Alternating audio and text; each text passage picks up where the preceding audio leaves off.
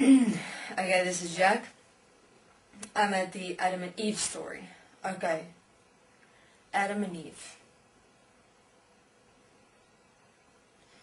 Adam, the male, was the manifestation of the structural design of this earth and what is to come. And Eve was the feminine expressive of the two coming together and manifesting the perfect world for Anu and the Syrians. So this perfect design was in the shape of man, which you know today. It was a feminine expression and a male expression first. Only two. It started with two, which was the beginning. And they first started with two to basically start with the current expression and see if what they're actually doing works perfectly. Now this time they also still had interdimensional access, please remember. And so the two were placed into this world together. They were programmed to eat from the fruits, you know, and the nature and wait, let me first start there. They were programmed to exist in harmony first, in harmony with their planet. And this was now Marduk. Marduk, without the consent of Anu and Enki and Enlil, the Syrians and the serpents, programmed these two beings to exist in harmony with their earth, with the earth, you know, with nature that the Leviticus manifested, with the animals which the serpents manifested, that they were able to eat what was provided for them there. Specifically, Marduk and the Leviticus worked together with that, and they manifested the necessary nutrients that the physical form required because of the systems that were inside, that were depleting the physical manifestation, and these systems nurtured the physical manifestations to compensate for the systems that were placed in. Because Marduk didn't view these human forms as systems. He viewed them as beings. His creation. They were his creation. And this is the story of actually where the whole God principle comes in, from Marduk. And then Anu started, and Anu left them. Okay, he went and checked in the dimensions, all the other dimensional beings. That's where they started working on what you call it, reincarnation.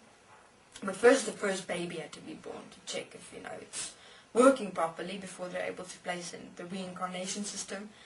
And the soul system will only come later, that I'll explain. So, then Anu came one day to Earth. This is when the fallout with Marduk and Anu and Enki and Enlil started. And Anu noticed that something's wrong.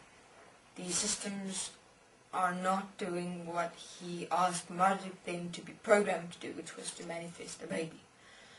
To kill the animals. But Marduk wanted them to exist in harmony, because that's how he would have wanted to place himself on this planet. So, Marduk, Anu. So Anu manifested himself in this world. Now this is where the story of the snake comes in, which is also reptilian. So Anu manifested himself here. And because he wanted to have a look. No, the snake comes from the serpent. Excuse me, let's get my stories. The serpent's game, which is from where the snake story comes in. Anu manifested interdimensionally to first check out what is going on. You know, that's where he realized that Marduk had done something which he didn't ask for, because they're actually existing in harmony here. You know, they were naked, free, they were laughing, they were making these funny noises, smile. You know, emotions, expressing emotions and feelings as though they were living beings. And Anu hated this. He did not like it. It's not what he wanted. All he wanted was these things to do and be doing what was programmed to do. They're not here to have fun or actually think that they are actual live beings. Because remember, it's systems that Marduk programmed. So the serpents had an idea. Then the serpents manifested here, and he had told the two that he is their god, and that they are required to do what they are supposed to be doing. And because these systems were the serpent systems that they had placed in, the serpents had the ability to reprogram them. So the serpents reprogrammed, with the help of Enki and Enlil and Anu, all four of them, reprogrammed these systems. And they did then what was necessary to be done. They had intercourse, and they had their first baby, which was beautiful, successful, perfect. When Marduk found out, he was angry. But now, how did the serpents pre-program these systems, which is the male and feminine expression as known as Adam and Eve, through words? Simple. You're able to program a system through words. It is very easy, though you have to know how to speak them and what sound to speak them, what frequency to speak them, what codes exist inside the words. You have to program within you first before you speak them, to be able to, as the sound flows into the being you program them.